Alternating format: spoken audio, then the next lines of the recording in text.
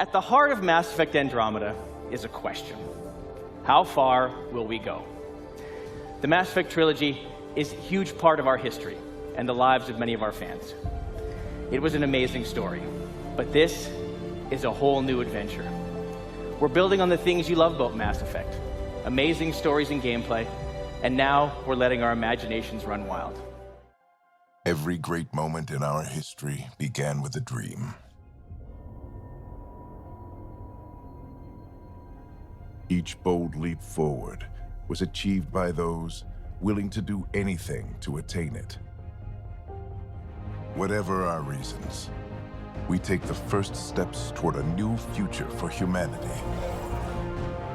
Today, we begin to make our dream reality.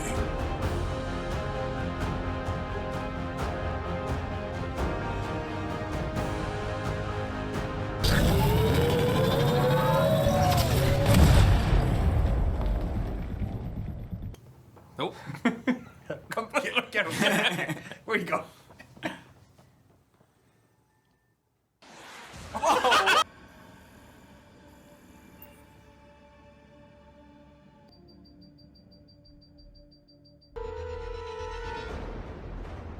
You done fucked it up!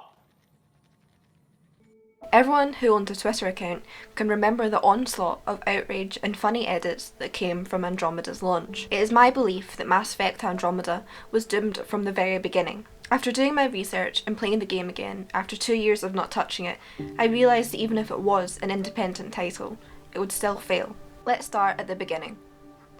BioWare is a Canadian game developer that has created classics like Star Wars, Knights of the Old Republic, Mass Effect, and Dragon Age. BioWare's roots have always been in role-playing games. They got their start after the successes of Shattered Steel and Baldur's Gate. EA acquisitioned BioWare in 2007. Some say that this is the start of their downfall. Mass Effect was released in 2007. It was met with raving reviews from both critics and players alike. To understand the failure of Andromeda, we must first look at how and why Mass Effect made such an impact on the community. Mass Effect is described as an action role-playing game that takes place in the Milky Way galaxy in the year 2183, where civilization is threatened by the machine race known as the Reapers. We start with the customization of Shepard. It allows us to change how we look, our combat experience, our background, and a major life event. In the opening scene, Shepard is walking through the main section of an immense ship being saluted by the crew. This showed the player that Shepard is playing an important role in the story, and that, in turn, made us feel important. Transmission sequence. Commander. Throughout the events of Mass Effect 1, we end up caring for Shepard and the crew of the Normandy. In a scene at the Krogan facility, we see the trust the crewmates have for Shepard in effect. Rex is angry that we plan on destroying the facility and the cure to the genophage. With our reasoning and enough Paragon points, we are able to talk him down. This shows the tight bond the crew have from the very beginning. I've been loyal to you so far. Hell, you did more for me than my family ever did. But if I'm going to keep following you, I need to know we're doing it for the right reasons. Rex, these Krogan are not your people. They're slaves of Saren. Tools. Is that what you want for them? The crew's heroics and rebel with a cause attitudes made me invested in everyone's story. The ability to define our character throughout the game is also a major success for me. The Paragon and Renegade system allows us to be the hero. You need to calm down, Corporal. A good soldier stays cool, even under fire. Or anti-hero. I'm gonna sit on my ass just because the Council doesn't want to do anything. Or our dreams. At the end of the first game, we are made to believe that Shepard is dead after the final battle. For me, this made my heart drop because I became very immersed in Shepard's character and the stories of their crewmate, which made this experience all the more harrowing.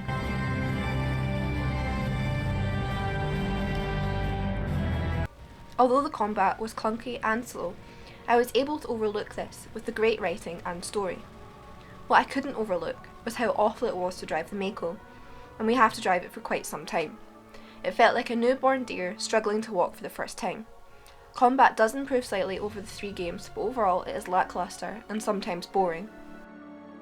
Let's talk about how to write a good villain. We are introduced to Saren almost immediately in the first title. Although it turns out he is just a puppet for the Reapers, we are tasked with taking him down. In the level where we blow up the Krogan facility, if you choose the Paragon options, we see a crack in the indoctrination that Saren is under from Sovereign. You're afraid Sovereign is influencing you. You're afraid he's controlling your thoughts. I've studied the effects of indoctrination. The more control Sovereign exerts, the less capable the subject becomes. That is my saving grace. This scene almost makes me sympathise with him. In the end, if you were a Paragon, Saren realises that he's too far gone, so he kills himself. This again made me even more sad for him. The confliction we felt when facing Saren is how to write a good villain and make him more memorable. It's not over yet. You can still redeem yourself. Goodbye, Shepard. Thank you. We will cover how not to write a villain later on. Mass Effect 2 is my favourite Mass Effect game. Your choices actually matter, and the way you interact with your teammates determine how successful you'll be in the final battle. Throughout the entirety of the game, you learn more about your crew and their backstories. During optional loyalty quests, you are taken on an adventure to help your friend and learn more about them. This grants you their loyalty, which will keep them alive in the final battle, if you upgrade your ship. The trust between Shepard and your crew is evident throughout the game. Once you have the loyalty of your teammates, you will see fights pop up that you have the option to squash or side with your favourite. Touch me and I will smear the walls with you, bitch! Enough! Stand down, both of you. Because they have your loyalty, they will trust your judgment. You could also choose to become romantic with a member of your crew, which again is well written and doesn't feel shoehorned in. The romantic subplots are written to suit each character and are definitely worth exploring. Something on your mind? It seemed like you needed time to figure us out. Are you ready to be a one-Turian kind of woman?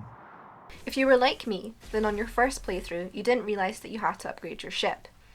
I then had to watch as all of my friends died horrifically in the final battle. The spectacular writing and character development throughout the title make the player feel more connected to Shepard and the squad.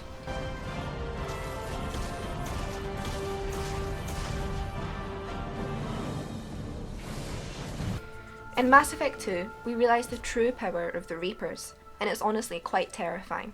When we are exploring the derelict collector ship, and then Joker tells us its weapons are starting to come online again, it gave me goosebumps. Explanation.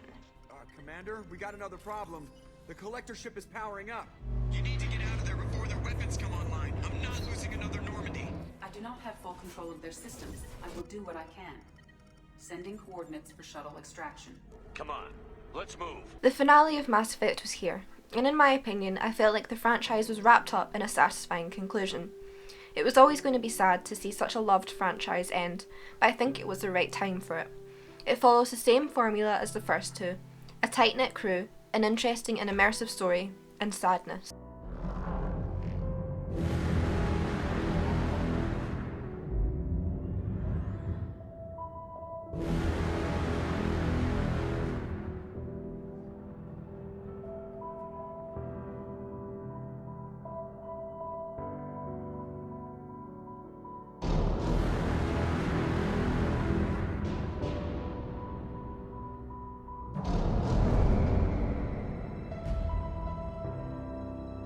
Lots and lots.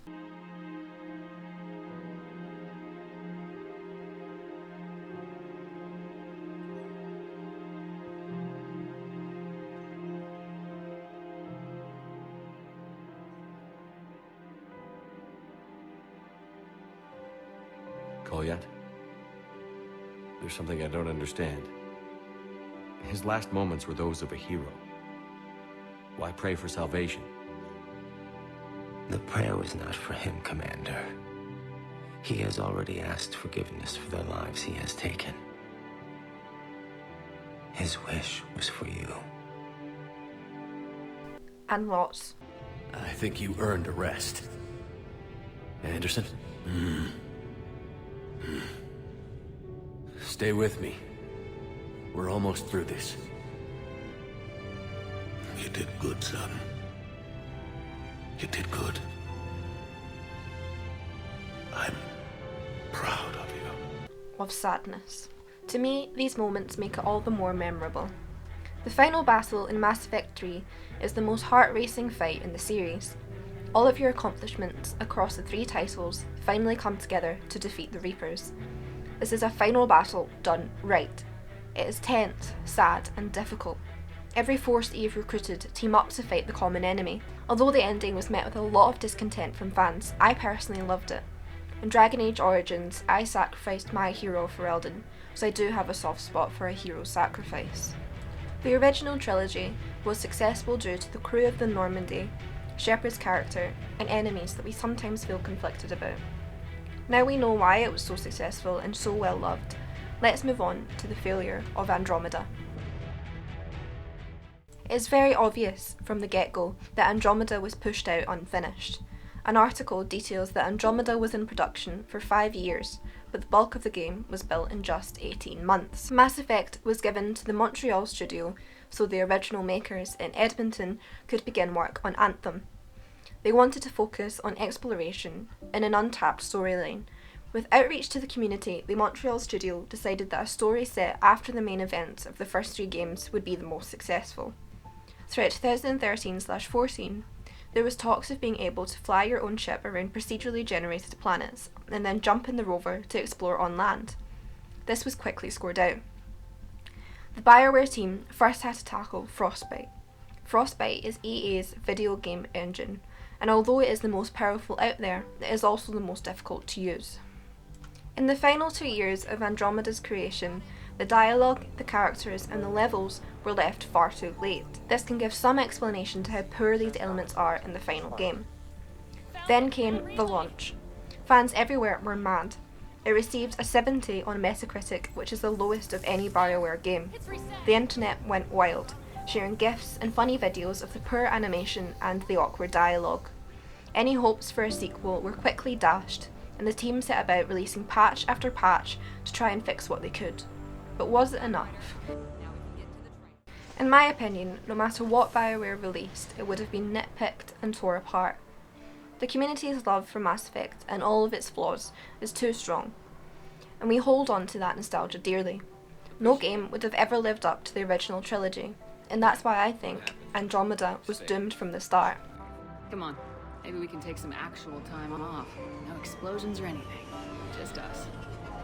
Don't know about no explosions, but just us sounds perfect. The last time I picked up Andromeda was 2 years ago. After all of the backlash calmed down over the years, I thought to myself that surely it wasn't that bad. I wanted to show that Andromeda would have failed regardless due to its connection to the original, but after 5 hours of gameplay I realised that it's just not a good game. Even if it was a standalone title, it just fails in all of the fundamental levels that make a good game good. Let's start with the story. The Hyperion is an ark which is set off to find a new home for humans if Shepard can't stop the Reapers. Everyone is put into hypersleep, and the next time they wake up, they'll be at one of the golden planets. We play as one of the Ryder twins. When Ryder wakes up, they have to travel down to the golden planet, which isn't so golden, and find out what's up. The dad dies, and then we have to take over as Pathfinder, because reasons. Then we have to travel to different planets to increase their viability to make it habitable for humans, because the weather is being controlled by weird remnant tech, I guess. We bring along a ragtag crew and all of their baggage, and then we find a new golden world for humans. And that's pretty much it. Let's not forget that we play as a quirky, immature twin who's not remotely suited to being Pathfinder. I get that this is supposed to make Ryder relatable to the common people, but in the end it just feels forced and frustrating. Sam, is there an off switch to this horror palace? The combat is the only shining glory in this game. It is versatile, fluid, and fun to play. This is a dramatic improvement from the originals. Sitting behind cover and popping over to shoot intermittently is gone. You can jump jet around the field using powers and different guns to take down your enemies. It makes you want to jump out of the rover and fight rather than just run them over. You can switch through different profiles to activate different powers to suit the situation. This means that you aren't tied down to being a biotic or an engineer. Overall, I think that the Andromeda team have looked at the poor combat from the original trilogy and drastically improved it. One of the many features that made Mass Effect so memorable was the characters. They were well written, had deep backstories, and amazing voice actors that brought them to life. In Andromeda, the characters are forgettable. Let's start with Ryder. As I've mentioned before, I think that they are immature and too quirky for their own good. You start this, I'm gonna finish it. Yeah? You and what army? I don't need an army. I've got a Krogan. It feels to me like we are a fish out of water. This description can be applied to all of the characters. I believe that the writers were trying to make them relatable and funny, but it just feels fake. Nobody seems to have the right reaction to a tense situation, which takes all of the tension out of it.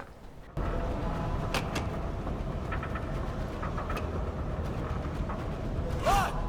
Shit! Liam! Hold me! Not one moment in this game did I feel tense, and that is mainly down to the poor dialogue. All right, what happened? To who? To whom? And your goddamn father. Sorry, my face is tired from dealing with everything. Ryder is given the role of Pathfinder because of their dad, Alec Ryder, changed Sam over to them. We didn't work for this role. There was no moment that made us eligible for this role. It was just accepted by everyone. This type of storyline was handled way better in Dragon Age Inquisition. We were at the right place at the right time and ended up with this power that we didn't ask for. Instead of being instantly made Inquisitor, we spend the first quarter of the game proving that we are suitable for the role. We make important decisions and build up villages affected by the Civil War. Only then are we made the Inquisitor, and only then were we trusted to make major decisions that affected our people. Anchor has power, but it's not why you're still standing here. Your decisions let us heal the sky. Your determination brought us out of Haven. You are the creature's rival because of what you did, and we know it. All of us. The Inquisition requires a leader, the one who has already been leading it. I avoided talking to the crew where possible, because the poor voice acting and lackluster backgrounds just didn't make it worth my time. Liam is supposed to be an ex-policeman and response specialist, someone who has, presumably, gone through a lot of hardships. He acts like he's fresh out of uni and eager to get on the first spaceship to the moon. Talking about? Just saying, we gave up lots of things, including a world where squirrels carried plague. Earth, that was the one. We'll just have to make new bloated infrastructures, and find squirrels. I miss Ricketts. I do think that there are some good characters in The Tempest.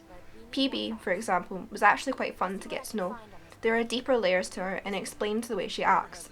Drac is like the grumpy grandpa of the group, and he reminds me a lot of Rex, which is a good thing. I think all of the characters do have quirks to them, which can be interesting, but they just don't match up to the original Normandy. The scene where they all get together and watch a movie did warm my heart. I just wanted more scenes like this, where you can see the crew bonding. Fast forward to a ship crashing into an asteroid crashing into a moon.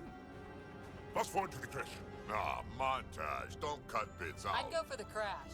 Forwarding to the action scene, going once. With Shepard, I felt confident in her ability to lead the galaxy through war. With Ryder, I wouldn't feel confident with her leading the galaxy full stop. Even the character design looks weird. Everyone looks like a randomised sim. The way they move looks awkward and clunky, and their arms look too big for their bodies. The crew of the Normandy had undying respect for Shepard and would, literally, follow her to the ends of the galaxy. I just didn't get the same vibe off of the Tempest crew. Ryder could have easily have just been another crewmate, and I wouldn't have guessed otherwise. I mentioned before how I was going to talk about how not to write a villain. The villain in Andromeda is a prime example of this. The Archon is one of the rulers of the Ket. His main goal is to conquer the Helios cluster and entire Andromeda galaxy by using remnant technology to turn every species into Ket. The Archon has no backstory and doesn't seem to have much motivation other than to turn everyone into Ket. You could say that the Reapers only wanted to kill every organic in the galaxy, but at least we knew that that was their role. They believed they were controlling the chaos and building new Reapers in the process. We don't feel conflicted about the Archon, and he's honestly one of the most boring villains I've come across. He shows no dimension or personality, and at no point was I scared or nervous about crossing paths with him. The final battle in Andromeda feels like the most anticlimactic event ever. We are built up to finding this golden world, and then we have to fight through a horde of Ket to get to it. The Archon is protecting the final remnant tech thing that we need to complete our mission. Although we never actually get to fight the Archon, we do get to fight a massive remnant monster, which is fun. All of the crew join us on this battle, which does heighten the experience. The battle is finished when we use a remnant console to kill the Archon. To me, it just feels like it could have been a regular fight in the middle of the game, rather than the big finale boss fight.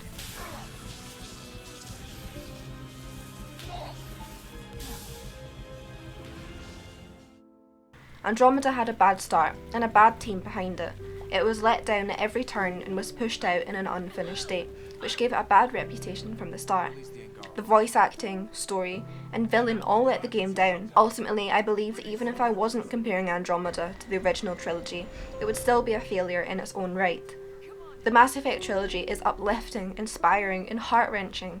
We are involved in the story from the start, and we are motivated by our team to continue on. Maybe the Mass Effect series is dead now, but at least we will always have the original trilogy.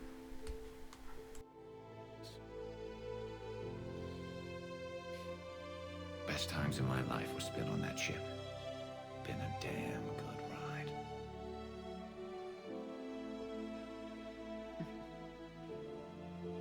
The best.